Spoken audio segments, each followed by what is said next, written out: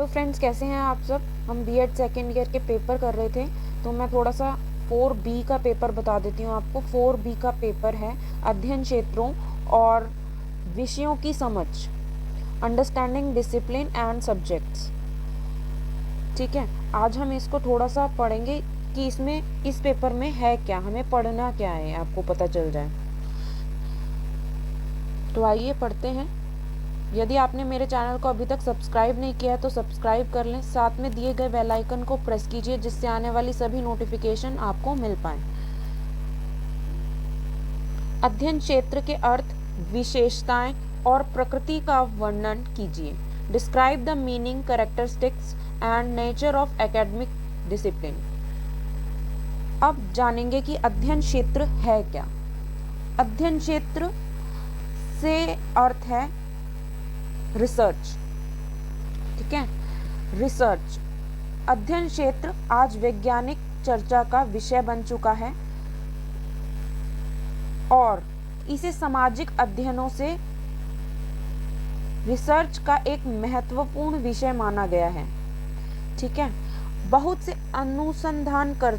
अनुसंधानकर्ताओं का मतलब जो रिसर्च करते हैं, ठीक है, रिसर्चर्स के अनुसार एक अध्ययन क्षेत्र की अवधारणाएं परिभाषित करना आसान नहीं है। ठीक है, अध्ययन क्षेत्र एक दूसरे से इतने भिन्न हैं, कोई ऐसी सटीक परिभाषा देना बहुत कठिन है जो सभी को समान रूप से परिभाषित कर सके। अध्ययन क्षेत्र एक ही समय पर बहुत कुछ हो सकता है।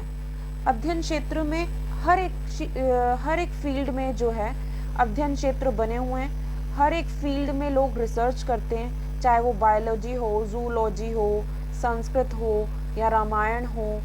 ठीक है, ऐसे विभिन्न विषयों पर रिसर्च किया जाता है। इस शब्द के विभिन्न अर्थों को समझाना आवश्यक है, इसलिए इस शब्द को अनेक अर्थों में समझा जा सकता है। जैसे कि मैंने ये सेकंड पॉइंट लिखा है, डिसिप्लिन, डिसिप्लस और डिसिप्लिना। ये है क्या? अध्ययन क्षेत्र को अंग्रेजी में डिसिप्लिन कहते हैं, ठीक है, जिसका अर्थ शिक्षण या अध्यापन है। ठीक है, लैटिन अमेरिका में डिसिप्लस कहते हैं, जिसका अर्थ विषय या विद्यार्थी है। और डिसिप्लिना यानी डिसिप्लिना से ही निष्पन्न हुआ है डिसिप्लिन वर्ड। ठीक है, मतलब उसी से बना है। सबसे प्रथम वर्ड जो है डिसिप्लिना है, फिर अंग्रेजी में इसको डिसिप्लिन कहा जाता है और लैटिन अमेरिका में लैटिन वर्ड्स में इनको डिसिप्लस कहा जाता है, जिसका अर्थ है विषय या फिर विद्यार्थी। ठीक है, डिक्शनरी इस शब्द के अनेकों अर्थ देता है।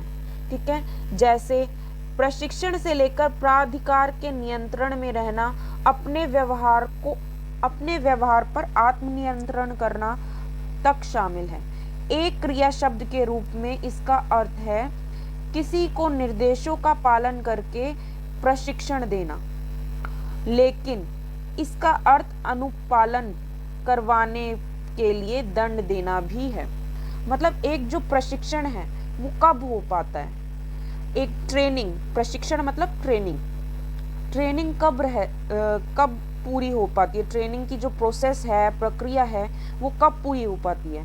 जब हम अपने व्यवहार में नियंत्रण लाएं, ठीक है, और अपने रूल्स को फॉलो करें, अपने जो रिसर्चर जो हमारा गाइड है उनको फॉलो करें, ठीक है, और अपने व्यवहार में नियंत्रण लाएं।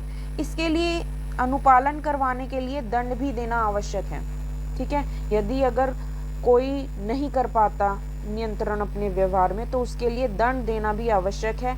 इनमें जैसे फाइन लगा देते हैं या फिर ये परीक्षा दोबारा देनी है, ऐसा कुछ, ठीक है, दंड दे सकते हैं आप। इनमें सबसे महत्वपूर्ण है सैन्य अध्यापन क्षेत्र।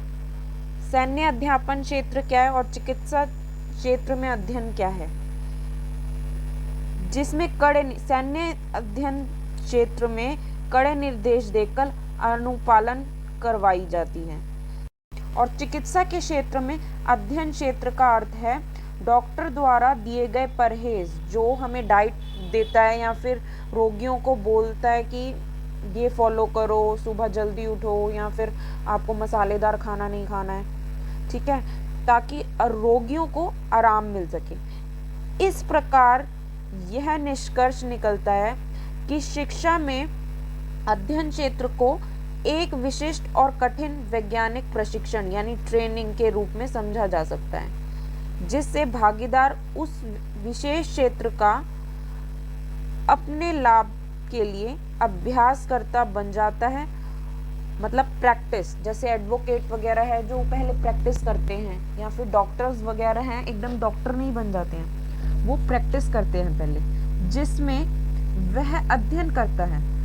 इसके अलावा अध्ययन क्षेत्र का अर्थ है एक विशेष तरह के व्यवहार चिंतन को नियंत्रित करना भी है। जो लोग अपने अध्ययन के क्षेत्र को छोड़ देते हैं उन्हें वापस रास्ते पर लाया जा सकता है। इस प्रकार अध्ययन क्षेत्र का नैतिक पक्ष भी है, ठीक है।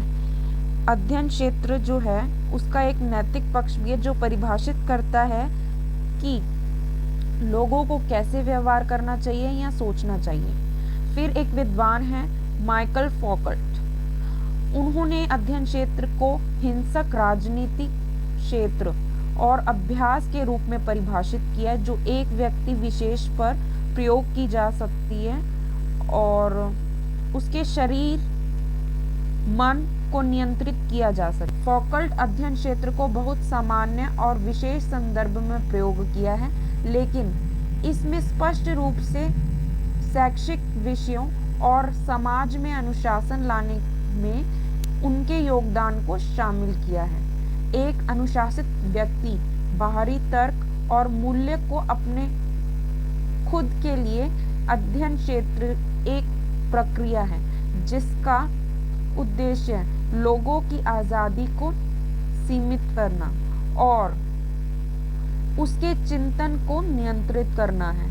इस प्रकार अध्ययन क्षेत्र को मुक्त चिंतन से बाधा माना जा सकता है। अब ये आ जाएगा कि अगर हमें एमसीक्यूज में आता है, हमने ये अंडरलाइन कर लिया अपनी बुक में, अगर आपके पास बुक है तो आप उनमें अंडरलाइन कर लीजिए जो आपको इम्पोर्टेंट लगते हैं। तो मैंने इसमें अंडरलाइन किया है, अध्ययन क्षेत्र को मुक्त चिंतन में बाधा माना जाता है।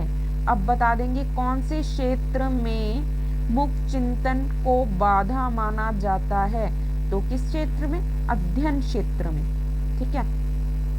शैक्षणिक अध्ययन क्षेत्र की अवधारणाएं में निश्चित रूप से ऊपर वर्णित अध्ययन क्षेत्र के तत्व शामिल हैं।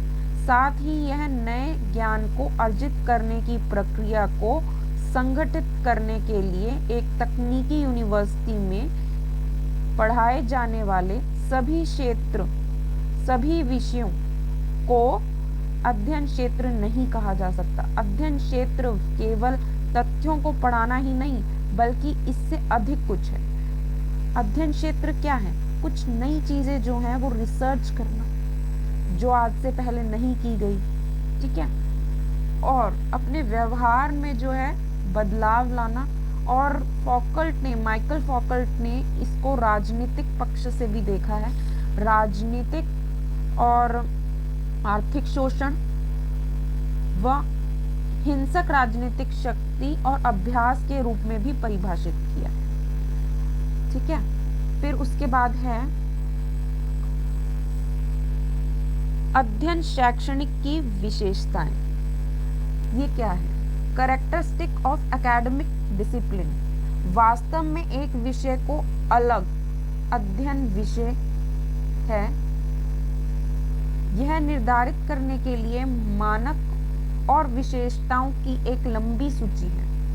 अध्ययन क्षेत्र की निम्न विशेषताएं होती हैं जिनके आधार पर उसे अध्ययन क्षेत्र कहा जा सकता है। जैसे अध्ययन क्षेत्रों में रिसर्च का एक विशेष उद्देश्य होता है, जैसे कानून, समाज, राजनीति। हालांकि यह उद्देश्य किसी दूसरे अध्ययन विषय का भी हो सकता है, अध्ययन क्षेत्रों का एक विशेष ज्ञान संग्रह होता है जिसका संबंध रिसर्च के उद्देश्य से होता है, जो उनसे संबंधित होता है और वह ज्ञान किसी दूसरे अध्ययन विषय में नहीं होता। फिर अगला है, अध्ययन क्षेत्रों के सिद्धांत और अवधारणाएं होती हैं, जैसे जिनकी सहायता से विशेष रूप से संग्रहित ज्ञान को संगठित किया जाता है, एक रूप में किया जाता है। ठीक है। फिर उसके बाद है, अध्ययन क्षेत्रों की अपनी विशिष्ट शब्दावली होती है या तकनीकी भाषा होती है जो उन अध्ययन विषयों में हुई रिसर्च के अनुसार समायोजित होती है। अब आम लैंग्वेज में थोड़ा ना बोल देंगे कि मतलब आम लैंग्वेज में कोई अपनी रिसर्च थोड़ा ना लिखता है, या फिर उनकी एक अपनी शब्दावली होती है, भाषा होती है जो रिसर्च के अनुसार समायोजित होती है, रिसर्च के अकॉर्डिंग जो है अरेंज होती है। फिर उसके बाद है, अध्ययन क्षेत्रों की विशिष्ट रिसर्च विधियां होती हैं। उनकी विधियां, जो मेथड्स होते हैं वो भी होते हैं जो उनकी रिसर्च आवश्यकताओं के अनुसार विकसित हुई हैं और वे उनके लिए बहुत आवश्यक हैं कि मतलब उनको कौन कौन सी बुक्स पढ़नी चाहिए। ऐसे सिलेबस क्राइटेरिया होता है और उसके पहले भी रिसर्च रिसर्च का अधिकारी कौन कौन है वो भी किया जाता है तय। ठीक है। जैसे हमें एलिजिबिलिटी क्राइटेरिया दे देता है, एमए में इतने % होते हैं तो ये आप रिसर्च कर सकते हैं। ठीक है। अध्ययन क्षेत्रों में यूनिवर्सिटी या कॉलेज संबंधित शैक्षणिक विभागों और इनसे जुड़ी व्यावसायिक संगठनों में पढ़ाए जाने वाले विषयों के रूप में कुछ संस्थागत स्वरूप होते हैं। वास्तव में संस्थानीकरण से ही अध्ययन विषय एक पीढ़ी से दूसरी पीढ़ी तक विशेष शिक्षण के लिए तैयारी की जाती है और उनके द्वारा ही स्थानांतरित होते हैं। इस प्रकार एक यूनिवर्सिटी में एक नया अध्ययन विषय, इसको समर्पित और प्रोफेशनल कैरियर को सर्जित, इसमें लिखा था, बुक में लिखा है प्रोफेशनल चेयर, इसको सही कर लें, प्रोफेशनल करियर को सर्जित करके स्थापित किया जाता है। सभी विषयों में ये 6 विषय और विशेषताएं होना जरूरी नहीं है।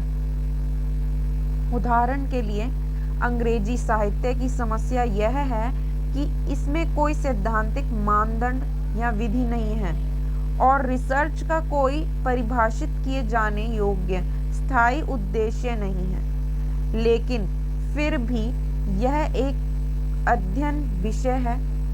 सामान्य तौर पर यह कहा जा सकता है कि जिस विषय में जितनी अधिक ये विशेषताएं होंगी वह उतना अधिक अध्ययन विषय होता है, जिसमें खुद के ज्ञान में बढ़ोतरी करने की क्षमता होती है।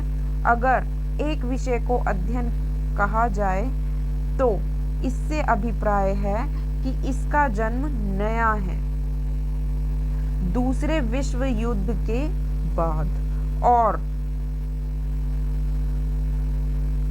उसमें ऊपर दी गई विशेषताओं की कमी हो सकती है। जो पहले किसी ने रिसर्च किया उसमें कमी हो सकती है, और जो ये नया ज्ञान है उसको अध्ययन का विषय कहते हैं। सिद्धांत, बाकी अध्ययन क्षेत्र क्या है यह समझना अति आवश्यक है, क्योंकि इस बुक का नाम ही यही है, अध्ययन क्षेत्रों और विषयों की समझ।